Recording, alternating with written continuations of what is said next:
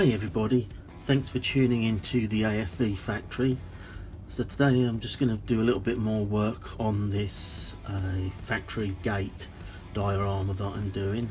I've got all the brickwork done, so it's all at a similar level, and I will be going back over it and just fixing a few bits and changing a few bits, but it's an ongoing process. I've got the windows now painted in blue, just the first coat on there, and that was done with Vallejo sky blue. So the next, what else have I been doing? So the other thing I've been working on is the doors. So, this is how they're looking at the present. And they were initially painted with the Vallejo sky blue, and I then went over them with a second coat of Prussian blue. And what I did was I gave them a good sanding back prior to the Prussian blue, just to expose some of the bare wood underneath. Then applied the Prussian blue, and then went over it almost immediately with a wet tissue and rubbed a lot of it off, so it's given it this worn, weathered look, where you can see some of the underlaying colour coming through. So what I'm going to do now is go over that again with with a sanding stick, just to expose some more natural wood, and then I'm going to go over it with a watery thin down coat of Vallejo Model Air light grey, and hopefully the thinking there is that will give me or give it, I should say, again a more weathered look, a faded out look. So first of all, let's just go over this and give it a bit of a scuffing up.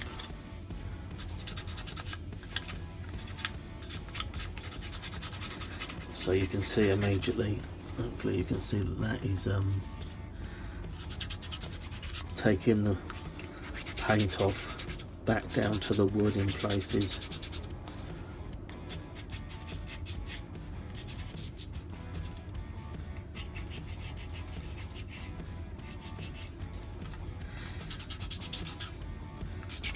So what I'm aiming for ideally is something that's, got a bit of neglect about it, is long overdue another coat of paint.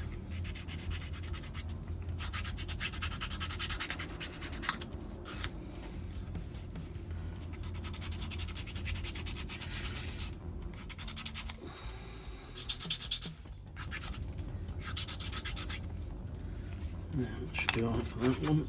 Same with this one.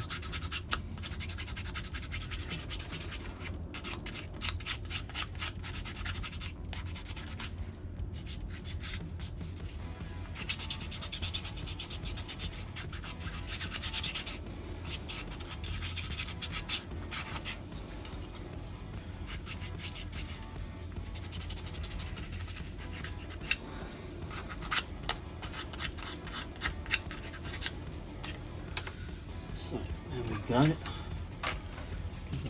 Use a quick brush off. Excuse me. So I've given this a good shake anyways.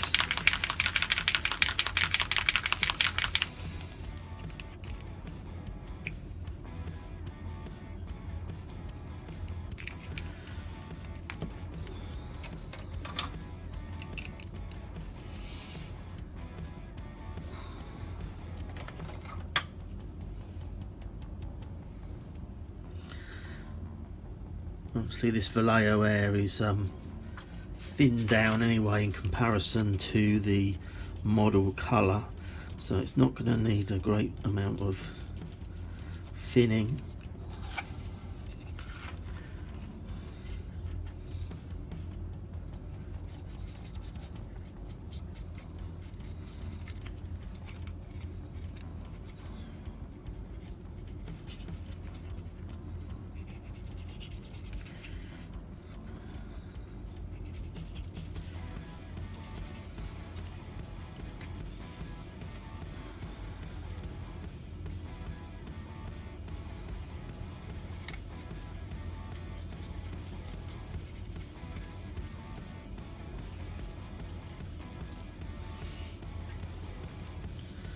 So I've rinsed that brush off and it's loaded with water now.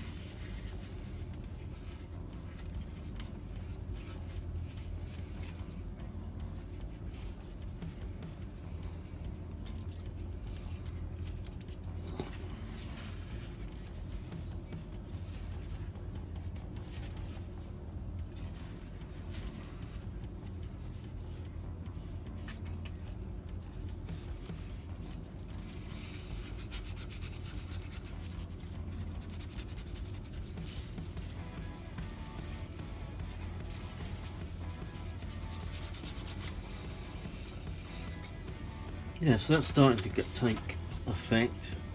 You can see the difference between the two there. And I'll carry on working on that and do the other one. So this is where we're at the moment with the base.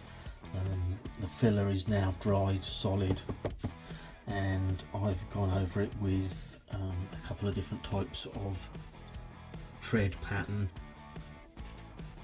coming and going from the gate, and the same with the footprints. I'm going to get some water effects, and I'm going to probably fill in some of these deeper tread areas, and probably again deeper footprints, and there's a couple of what were going to be, or what are going to be, puddles here anyway. And so yeah, so it will be a wetter looking surface than the other diorama I'm currently working on, but you can sort of start to get an idea of how it's going to look now. The brickwork is pretty much done. Tiles are done. More work needs to be done on the corrugated roof there, and the window just had a first coat of paint, so that needs to be weathered. And the doors are starting to look better now. Still more work to do, but heading in the right direction. So yeah, so the next stage obviously will be for me to paint this base. So I've gone for a nice dark brown for this base.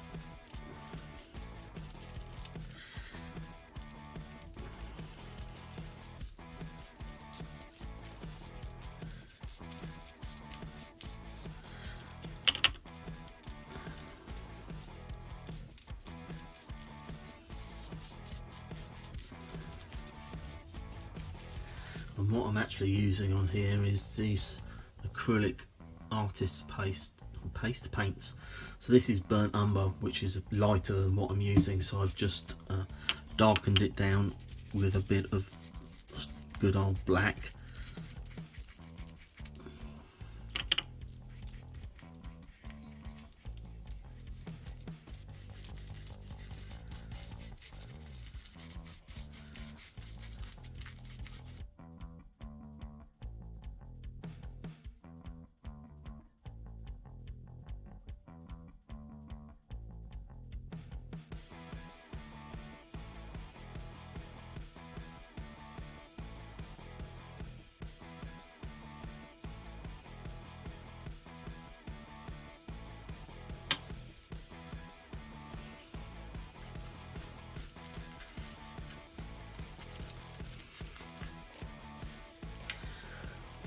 So there, that's the initial colour down and the base coat.